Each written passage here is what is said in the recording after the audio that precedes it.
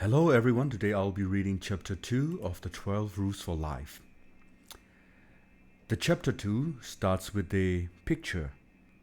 The young one, the old one, the baby one, and probably the dead one. It looks like the samsara of Buddhist culture and Buddhist philosophy.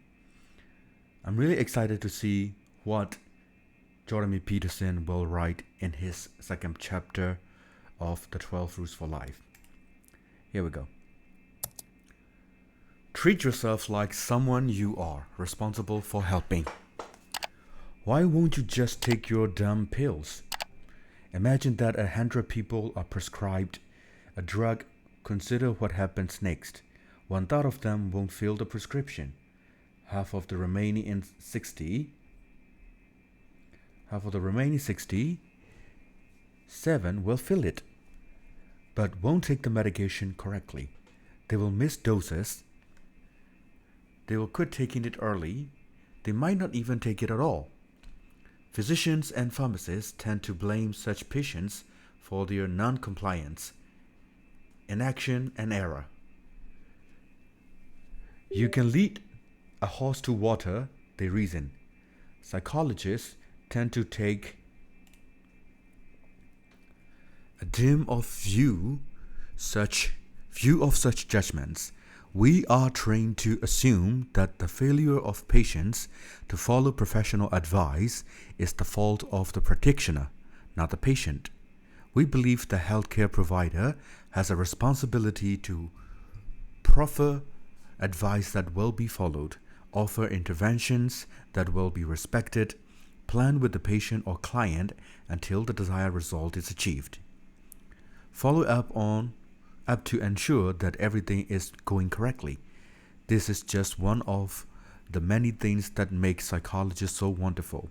Of course, we have the luxury of time with our clients, and like other more beleaguered professionals who wondered why sick people won't take their medication.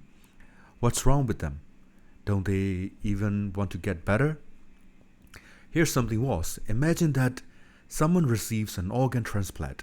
Imagine it's a kidney. A transplant typically occurs only after a long period of anxious waiting on the part of the recipient.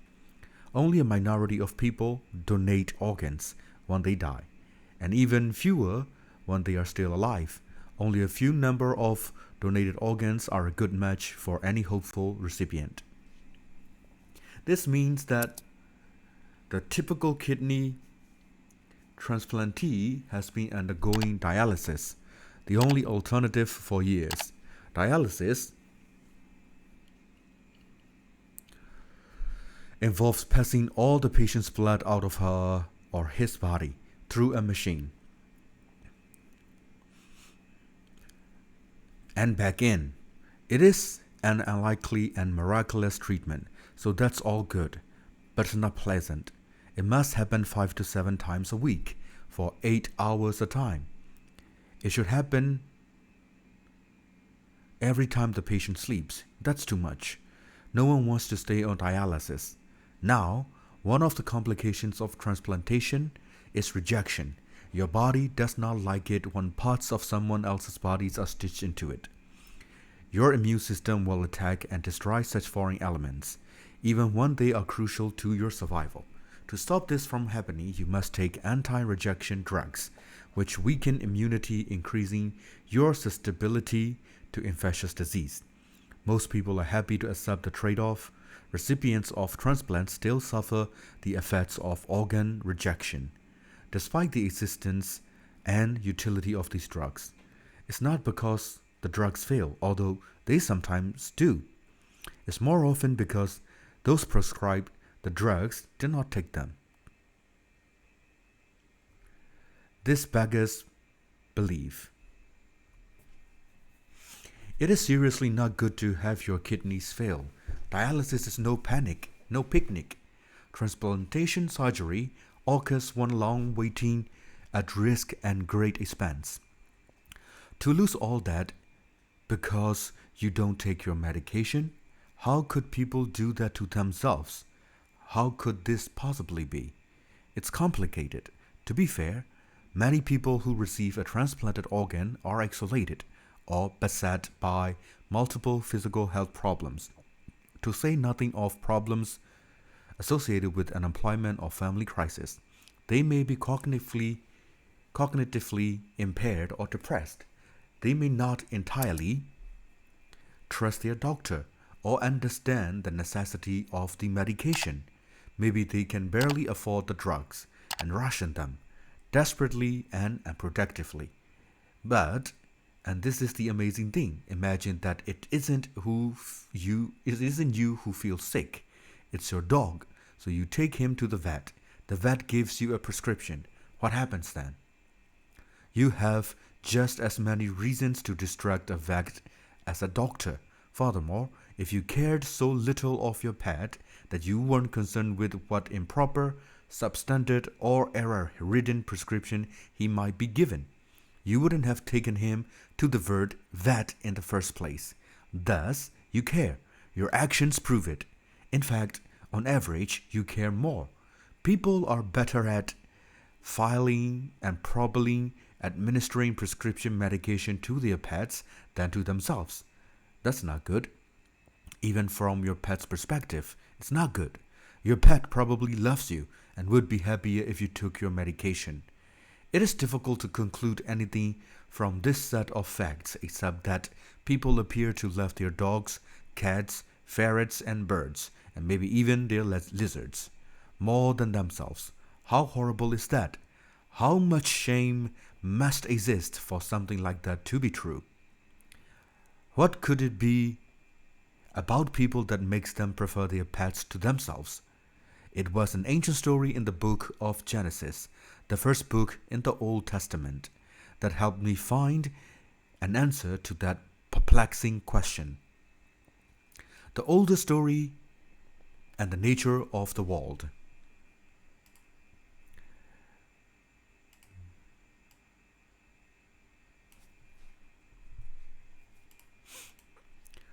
Two stories of creation from two different Middle Eastern sources appear to be woven together in the Genesis account. In the chronologically first but historically more recent account, known as the priestly, God created the cosmos using his divine word, speaking light, water, and land into its existence. Following that, with the plants and the heavenly bodies, then he created birds and animals and fish, again employing speech, and ended with man, male and female, both somehow formed in his image. That all happens in Genesis 1. In the second, older Johist version, we find another origin account involving Adam and Eve, where the details of the creation differ somewhat, as well as the stories of Cain and Abel, Noah and the Tower of Babel. That is Genesis 2 to 11. To Anderson, Genesis 1, the priestly story, with its insistence on speech as the fundamental creative force, it is first necessary to review a few fundamental ancient assumptions. These are markedly different in type and intent from the assumptions of science, which are, historically speaking, quite novel. Scientific truths were made explicit a mere 500 years ago with the work of Francis Bacon, René Descartes, and Isaac Newton. In whatever manner of our forebears viewed the world prior to that, it was not through a scientific lens, any more than they could view the moon and the stars through the lenses of equally recent telescope. Because we are so scientific now and so determinedly materialistic, it is very difficult for us even to understand that other ways of seeing can and do exist. But those who existed during the distant time in which the foundational epics of our culture emerged were much more concerned with the actions that dictated survival and with interpreting the world in a manner commensurate with that goal. than with anything approximating what we now understand as objective truth. Before the dawn of the scientific worldview, reality was constructed differently. Being was understood as a place of action, not a place of things. It was understood as something more akin to story or drama. The story or drama was lived, subjective experience, as it manifested itself moment to moment in the consciousness of every living person. It was something similar to the stories we tell each other about our lives and their personal significance, to something similar to the happenings that novelists describe when they capture their existence in the pages of their books. Subjective experience that includes similar familiar objects such as trees and clouds, primarily objective in their existence, but also, and more importantly, such things as emotion and dreams, as well as hunger, thirst, and pain. It is such things experienced personally that are the most fundamental elements of human life. From the archaic dramatic perspective, that they are not easily reducible to the detached and objective, even by the modern reductionist, materialist mind. Take pain, for example, subjective pain. That's something so real, no argument can stand against it. Everyone acts as if their pain is real, ultimately, finally real. Pain matters more than matter matters. It is for this reason, I believe, that so many of the world's traditions regard the suffering attendant upon existence as the irreducible truth of being.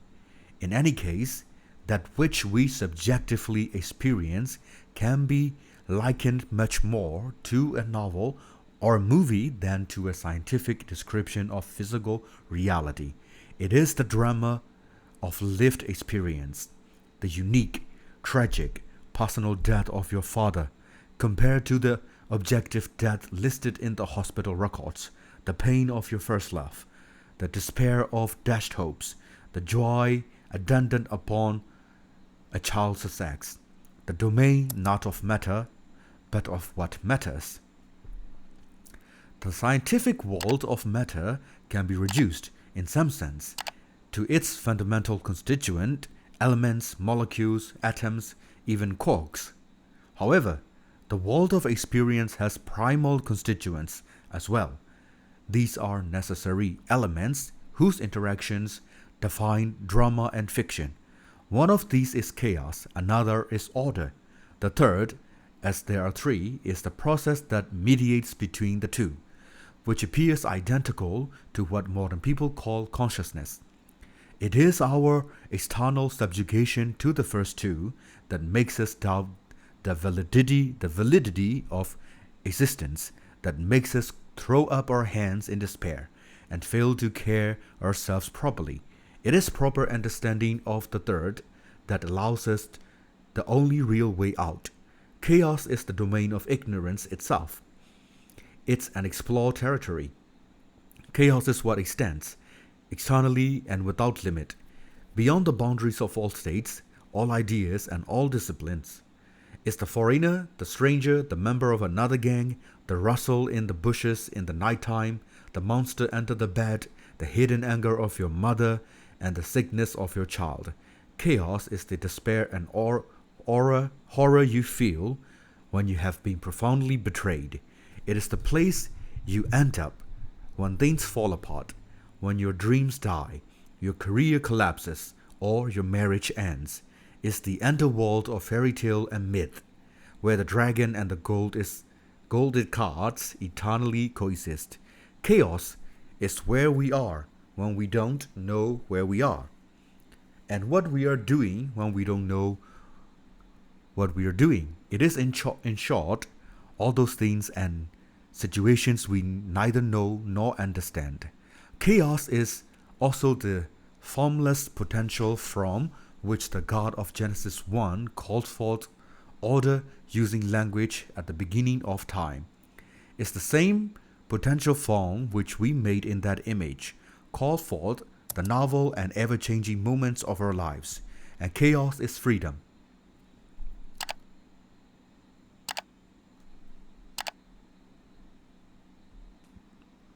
Dreadful freedom too. Order, by contrast, is explored territory. Thus the hundreds of millions of years old hierarchy of place, position, and authority. Thus the structure of society. It is the structure provided by biology too, particularly insofar as you are adapted, as you are, to the structure of society. Order is tribe, religion, herd, home, and country. It's the warm, secure living room where the fireplace glows and the children play. It's the flag of the nation. It's the value of the currency. Order is the floor beneath your feet, and your plan for the day. It's the greatness of tradition. The rows of desks in a school classroom, the trains that leave on time, the calendar, and the clock. Order is the public facade we are called upon to wear, the politeness of a gathering of civilized strangers, and the thin ice on which we all skate. Order is the place where the behavior of the wall matches our expectations and our desires, the place where all things turn out the way they want them to. But order is sometimes tyranny and stultification as well. When the demand for certainty and uniformity and purity becomes too one-sided, where everything is certain, we are in order.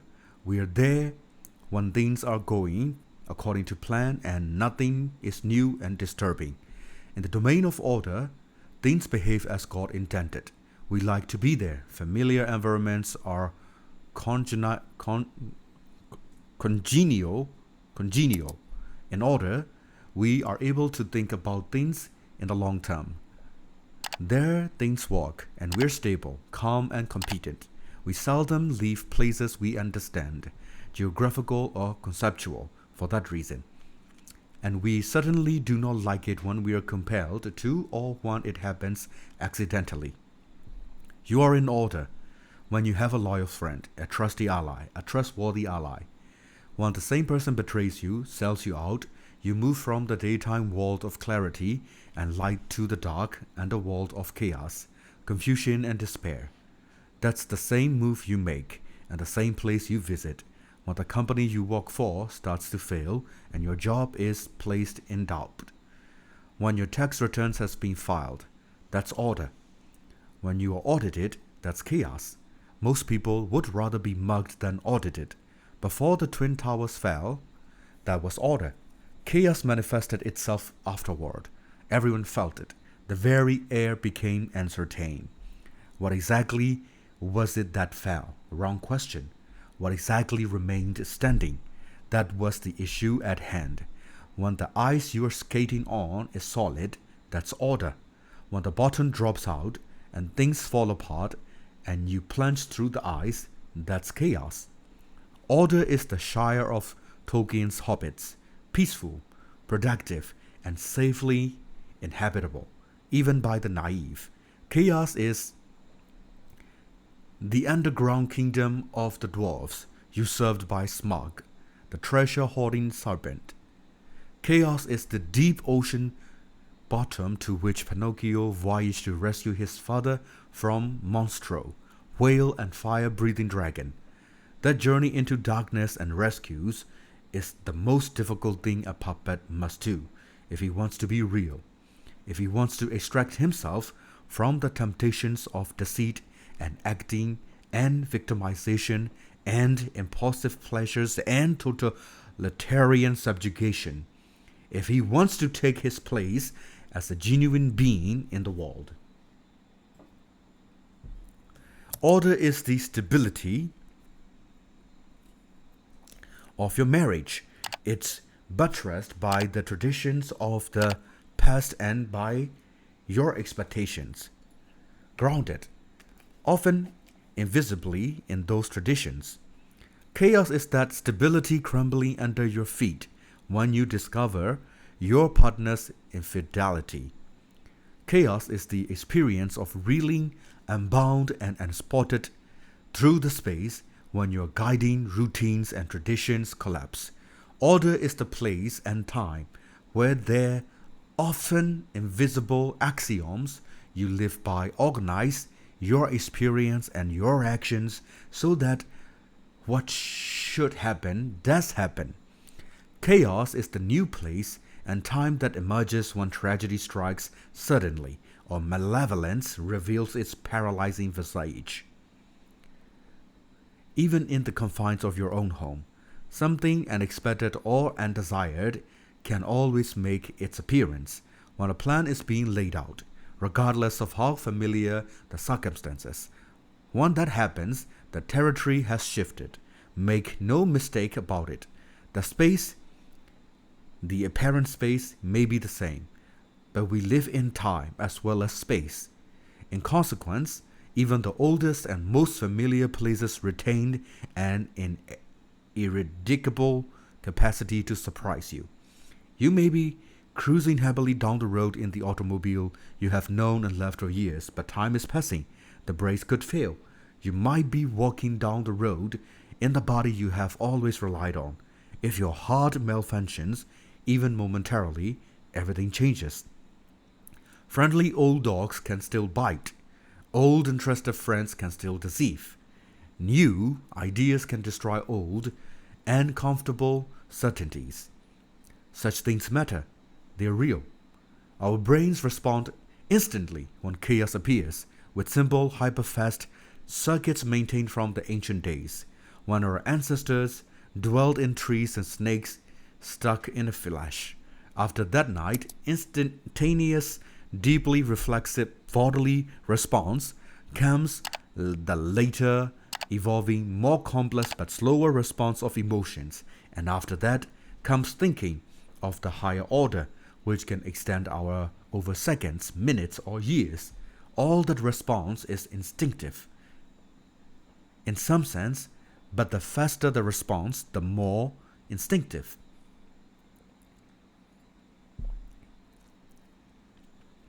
Chaos and order. Personality, female and male. Chaos and order are two of the most fundamental elements of lived experience, two of the most basic subdivisions of being itself. But they are not things or objects. They are not experienced as such. Things or objects are part of the objective world. They are inanimate, spiritless, they are dead. This is not true of chaos and order. Those are perceived, experienced, and understood to the degree that they are understood at all as personalities. And this is just as true of the perceptions, experiences, and understanding of modern people as their ancient forebearers. It's just that modernists don't notice. Order and chaos are not understood first, objectively, as things or objects, and then personified. That would only be the case if we perceive objective reality first, and then inferred intent and purpose. But that isn't how perception operates, despite our perceptions. Perception of things as tools, for example, occurs before in concert with perception of things as objects. We see what things mean just as fast or faster than we see what they are. Perception of things as entities with personality also occurs before perception of things as things.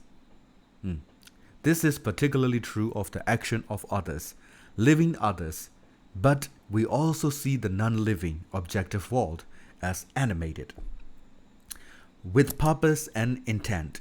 This is because of the operation of what psychologists have called the hyperactive agency detector within us.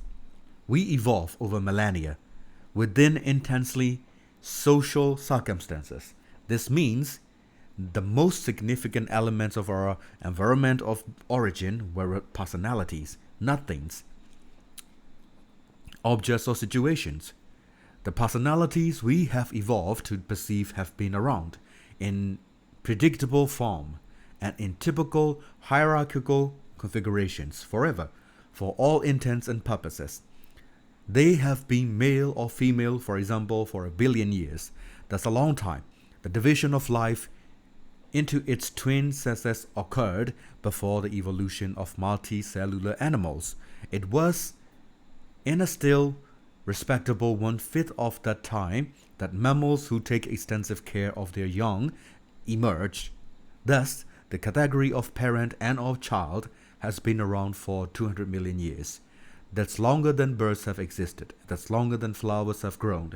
It's not 1 billion years, but it's still a very long time. It's plenty long enough for male and female and parent and child to serve as vital and fundamental parts of the environment to which we have adapted. This means that male and female and parent and child are categories for us, natural categories deeply embedded in our perceptual, emotional, and motivational structures. Our brains are deeply social. Other creatures, particularly other humans, were crucially important to us as we lived, mated, and evolved. Those creatures were literally our natural habitat, our environment.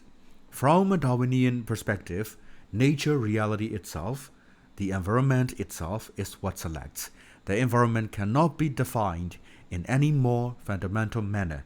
It is not mere inert matter. Reality itself is whatever we contend with when we are striving to survive and reproduce. A lot of that is other beings, their opinions of us and their communities.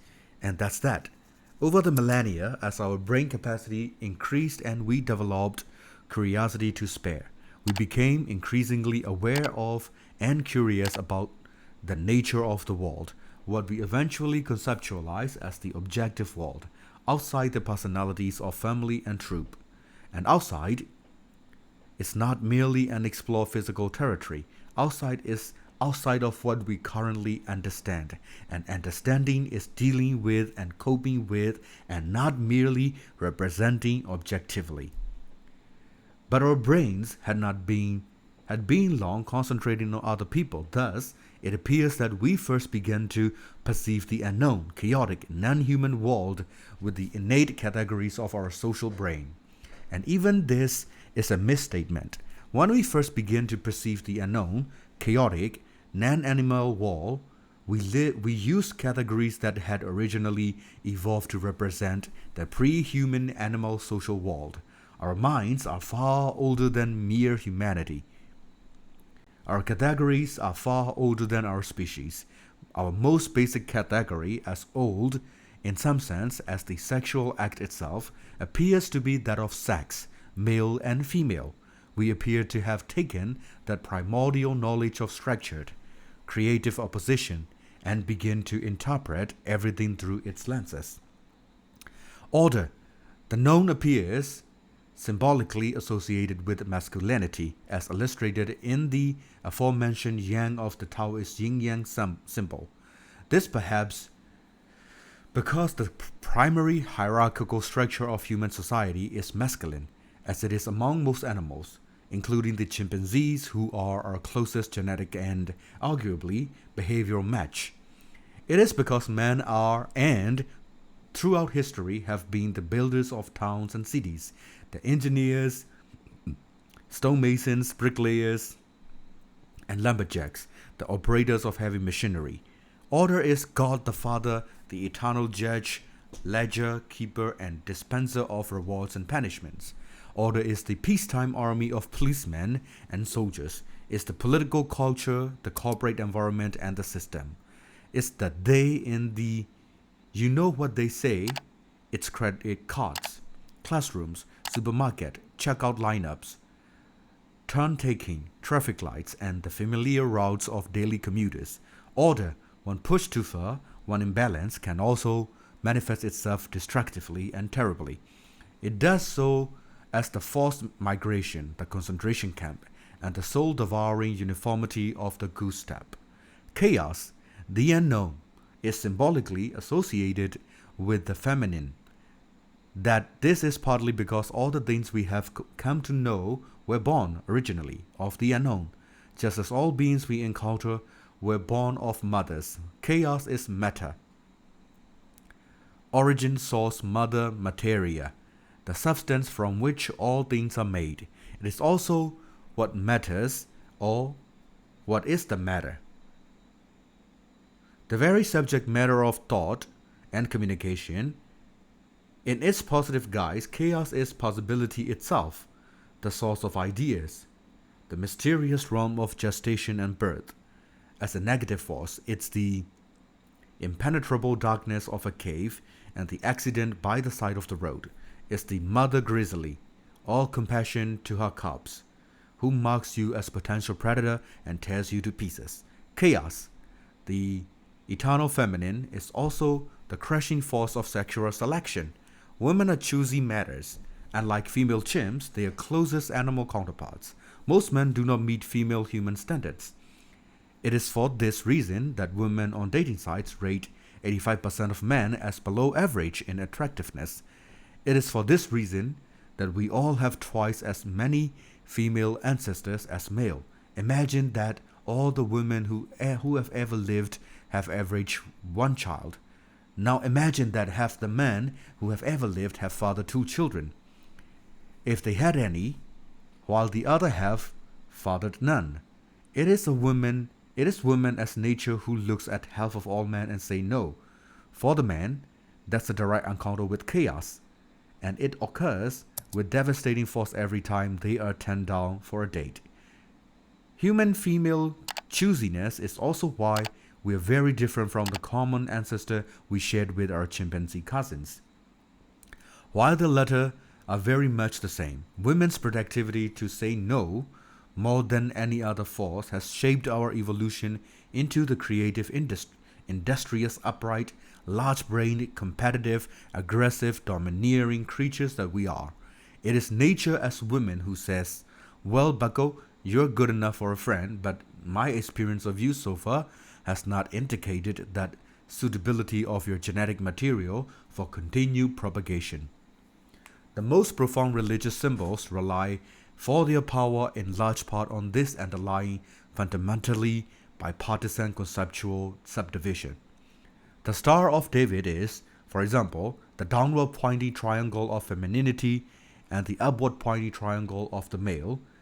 Is the same for the yoni and lingam of Hinduism, which come covered with snakes, our ancient adversaries and provocateurs. The Shiva Linga is depicted with snake deities called the Nagas, or in Burmese we call them Nagas. The ancient Egyptians represented Osiris, god of the state, and Isis, goddess of the underworld, as twin cobras with their tails knotted together. The same symbol was used in China to portray Fuxi and Nuwa, creators of humanity and of writing. The representations in Christianity are less abstract, more like personalities, but the familiar Western images of the Virgin Mary with the Christ child and the Pieta both express the female/male dual unity, as does the traditional insistence on the androgyny of Christ. It should be noted, finally, that the structure of the brain itself, at a gross metamorphological level, appears to reflect this duality. This, to me, indicates the fundamental, beyond the metaphorical reality of this symbolically feminine-masculine divide, since the brain is adapted, by definition, to reality itself. That is, reality conceptualized in this quasi-Darwinian manner. Agnon Goldberg, student of the great Russian neuropsychologist Alexander Luria, has proposed quite lucidly and directly that the very hemispheric structure of the cortex reflects the fundamental division between novelty, the known or chaos, and routinization, the known order. He doesn't make reference to the symbols representing the structure of the world in reference to this theory, but that's all the better. An idea is more credible when it emerges as a consequence of investigations in different realms. We already know all this, but we don't know we know it.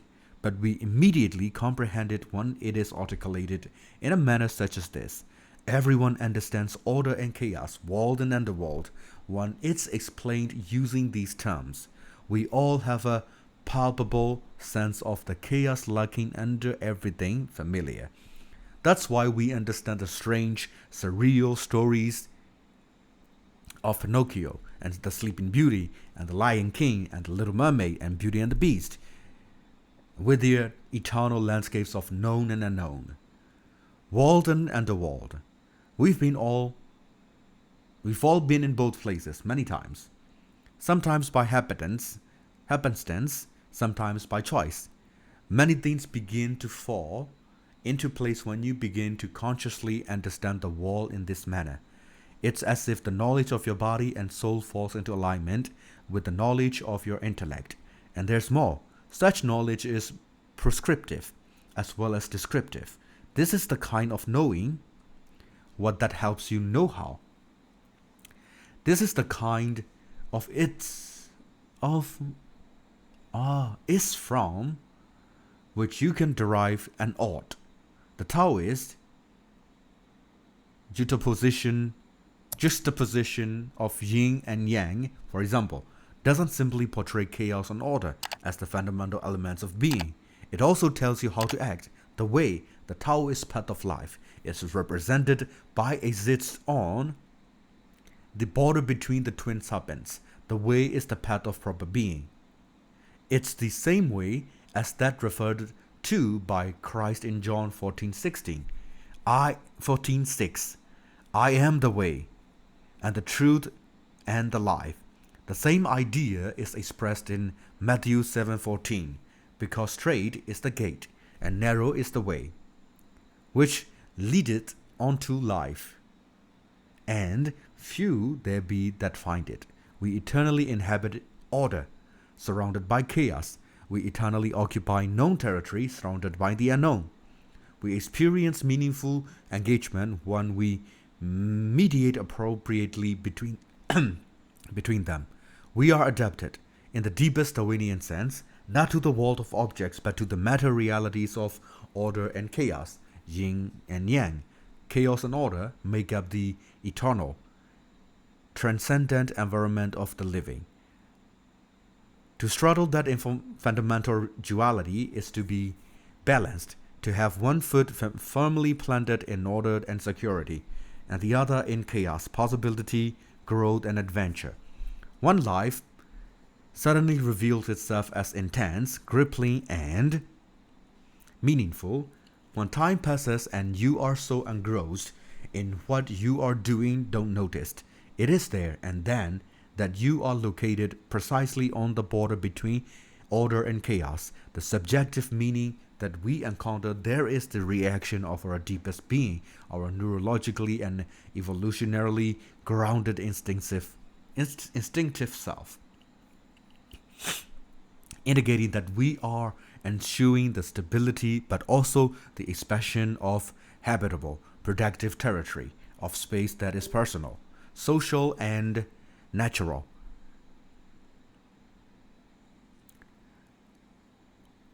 It's the right place to be in every sense.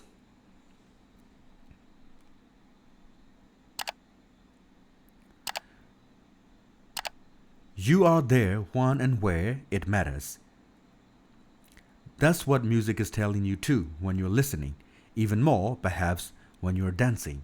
One is harmonious layered patterns of predictability and unpredictability. Predictability and unpredictability make meaning itself well up from the most profound depths of your being. Chaos and order are fundamental elements because every lived situation, even every conceivable lived situation, is made up of both.